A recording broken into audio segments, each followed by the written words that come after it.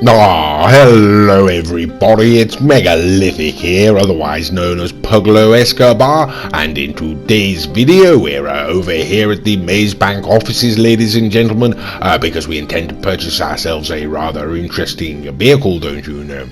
Okay then, so let's go on inside then, shall we, ladies and gentlemen? And here we are in my office, you know. Now before we begin, ladies and gentlemen, don't speak to my secretary. Unfortunately, she went to some sort of hypnosis and now she's obeying every command. Watch this. Stand up. Now sit down. Yes, there we go. Absolutely interesting, isn't it? You know, fascinating when you think about it. Anyway, ladies and gentlemen, we're not gonna pay any attention to that for the moment. We're gonna go over and sit down here at the computer, ladies and gentlemen, because today we are going to purchase ourselves a Pegassi Toreador or something like that. Either way, ladies and gentlemen, the Pegassi Toreador can be found under the Warstock Cash and Carry website, and there we go. Okay then, ladies and gentlemen, generally retailing for a price of $3,600,000, and like I say, it's called the Toreador, or Toreador. I've got absolutely no idea, ladies and gentlemen. Either way, it's a submarine car, don't you know? That's basically the long and the short of it, and we're going to send it on up to Hillcrest, ladies and gentlemen, and being as it is a submarine car, we're going to be getting there in the other major submarine car in the game, ladies and gentlemen, the Stromberg, don't you know, the Ocelot Stromberg. A very fine car, ladies and gentlemen, and absolutely utterly useless, don't you know. Okay then, so here we are, ladies and gentlemen, we're up at Hillcrest, ladies and gentlemen. You can see there we go. That's the fine Lotus-looking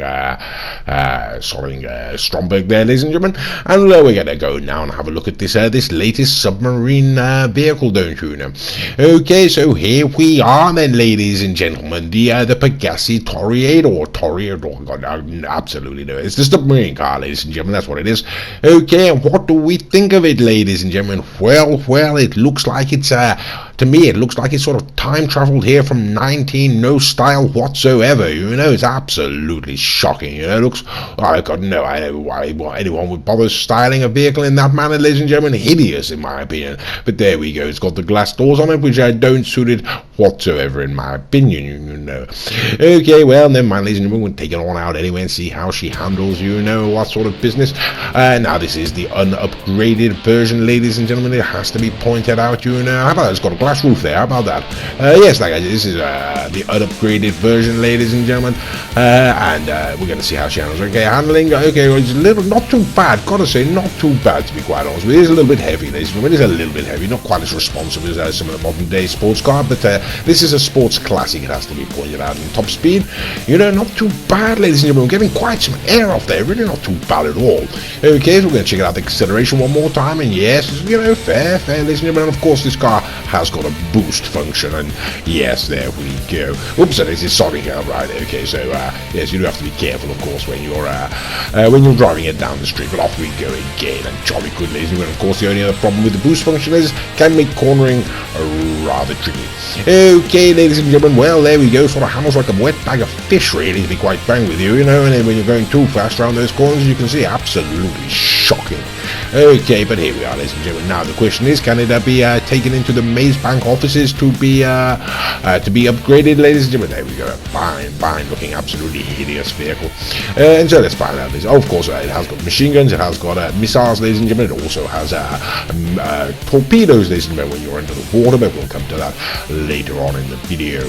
Okay, so let's go on, send it on inside to the Maze Bank offices, ladies and gentlemen. Yes, there we go. Okay, jolly good. So now we're going to go and send it on into the custom auto shop, don't you know, ladies and gentlemen. And here we are, you know. So it does turn out, ladies and gentlemen, this vehicle can be modified in the custom auto shop, and it does come fully equipped, as you saw previously, ladies and gentlemen. Fully equipped already with homing launchers, missile launchers and whatnot, and machine guns. You don't have to pay for those. That's a rather good bonus, I'm sure you'll agree. Okay, ladies and gentlemen, well, be that as it may, we are now here inside the custom auto shop, don't you know, and we will be going through this section of the video as we always do at double speed, and that's just to hurry things along somewhat, but just to give you an indication, ladies and gentlemen, should you choose to purchase this vehicle, what sort of upgrades and modifications can be affected to said car, you know.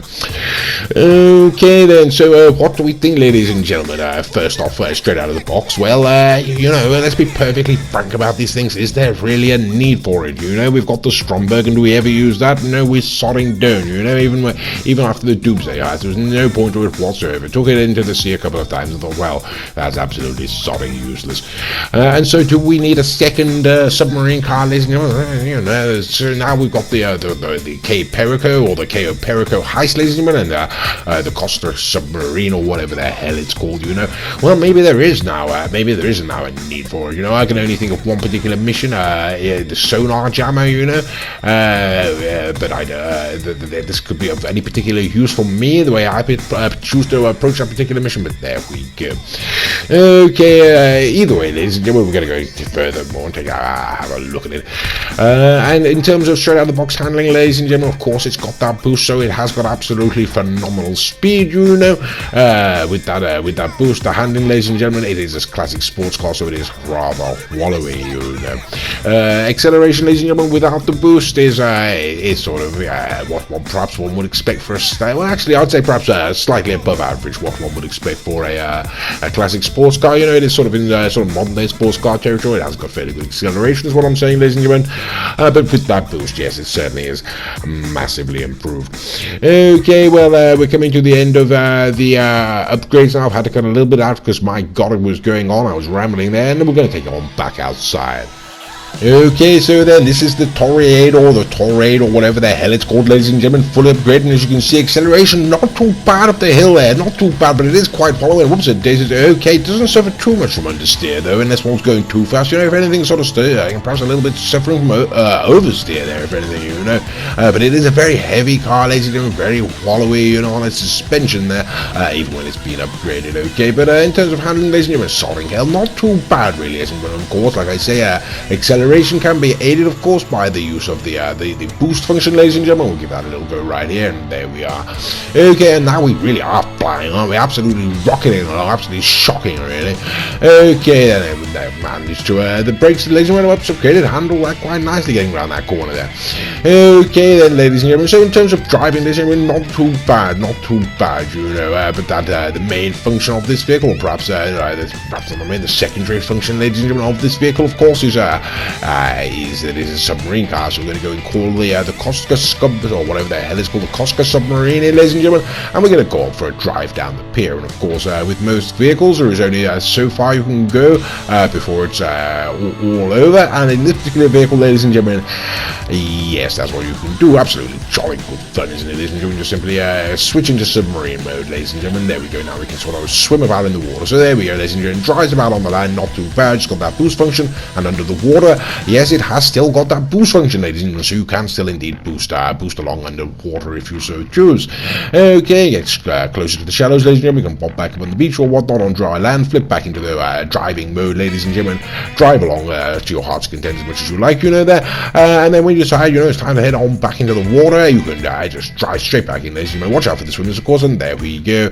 And jolly good, ladies and gentlemen, as you can see, really is sort of good fun, you know. So I wouldn't say it's a novelty because we have got the Stromberg, but it is still a bit of a giggle, ladies and gentlemen. But there is something that's particularly unique about this vehicle. It's got a particular special function that really does sort of make it a little bit more interesting. You can drive it on out, ride on out, what you want to say, really, up to your submarine there, ladies and gentlemen. And if you go underneath your submarine, your Cosca submarine, or whatever the hell it's called, and you go around about where the Kraken would be allowed entered into the vessel, ladies and gentlemen. There we go. And how about that, ladies and gentlemen?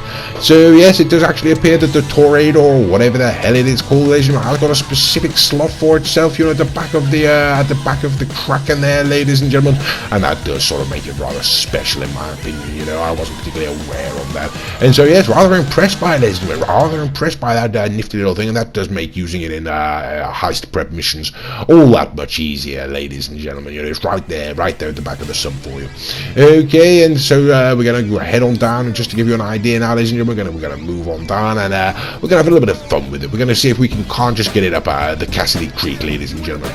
Okay, so we've moved the submarine up north there. You know, we've come away from the beach, and we're heading on to Cassidy Creek. We get back into the car, and now we can simply descend back into the murky depths, don't you know? Okay, and here we are, ladies and gentlemen. We are now back out in the open ocean, as you can see, and we're gonna head on up to Cassidy Creek. And of course, the whole purpose of this endeavor, ladies and gentlemen, is to see if we can get to the Alamo Sea.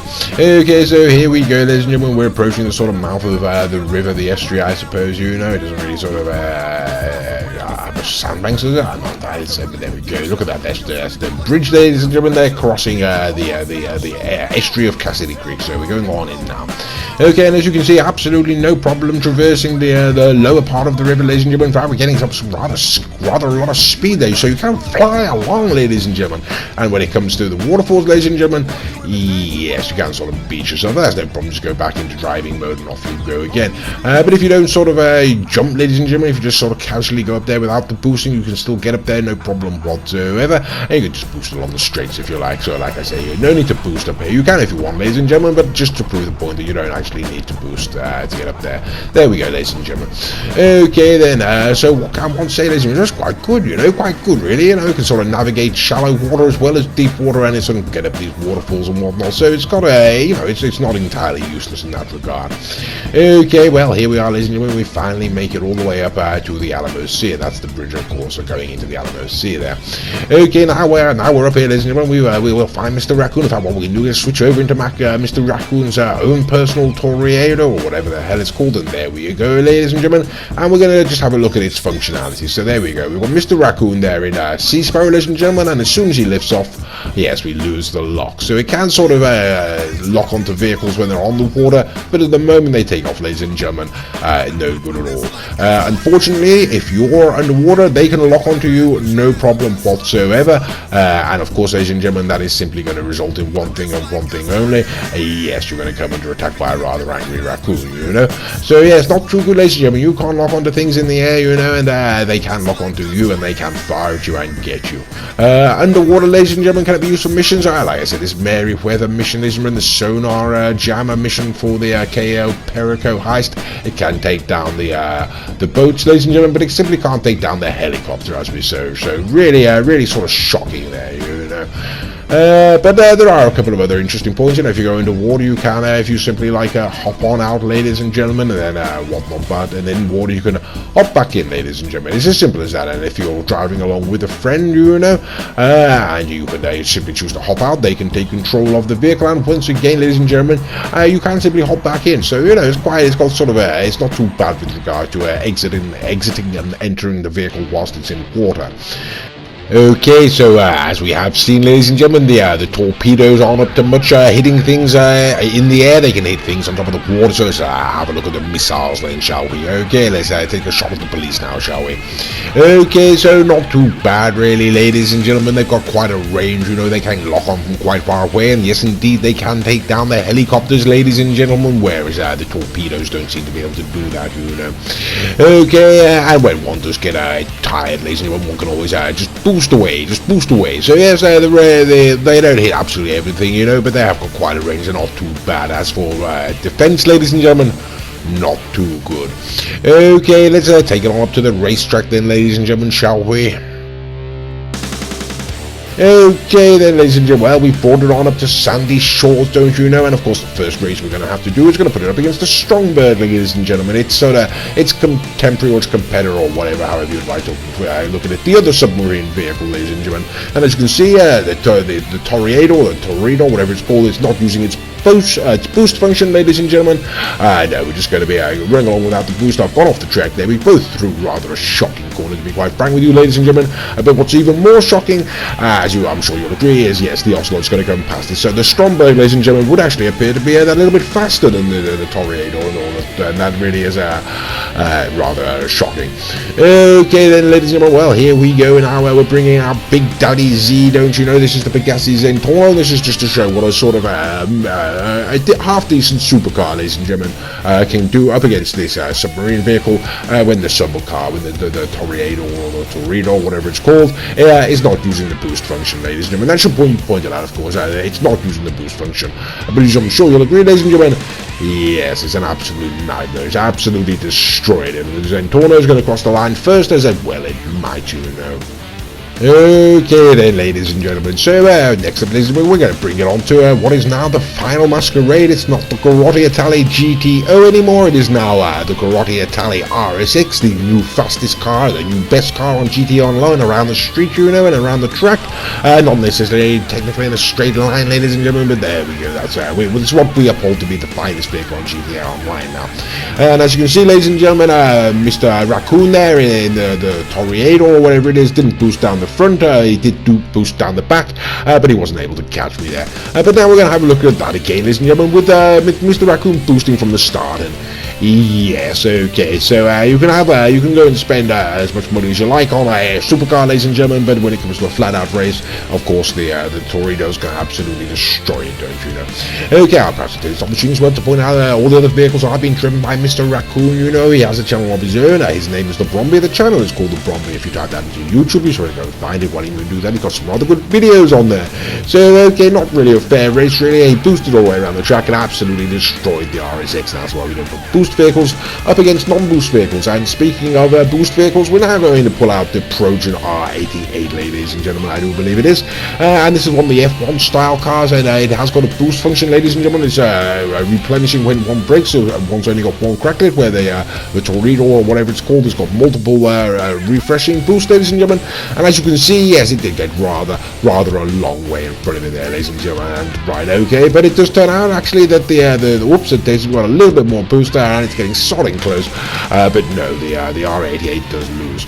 Okay, so the Toreador or the Toreador, whatever the hell it's called, does take down the sort of your sort of F1 style cars, ladies and gentlemen, the boost function car. But what about something like the Vigilante, ladies and gentlemen?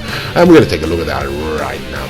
Okay, so here we go. It has got a very fast boost replenishment. It does have the Vigilante there, ladies and gentlemen, and it does turn out that it is significantly faster, ladies and gentlemen. I'm sure you'll agree, than the Toreador. And as it turns out, I forgot which the boost function and which the jump function was. So as we take the scramjet out, ladies and gentlemen, I'm flying it down the track there, and it does turn out also quite equally, ladies and gentlemen, that the scramjet, much like the Vigilante, ladies and gentlemen, is going to absolutely outboost the Toreador or the Toreador, whatever the hell it is called.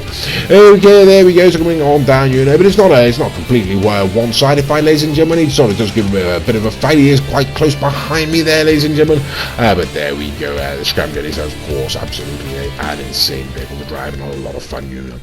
Okay, so what do we think, ladies and gentlemen? Is it worth it? Well, for $3.6 million, not really going to be used in any heist, not really, to be quite frank with you. But considering it can go on inside the submarine there, and it's awfully stylish and whatnot, sat back there, yes, one's got to go for it, really. Hasn't one, you know, absolute waste of money, but go and buy it anyway. Why not? What do you think, lads? Oh, Jesus Christ!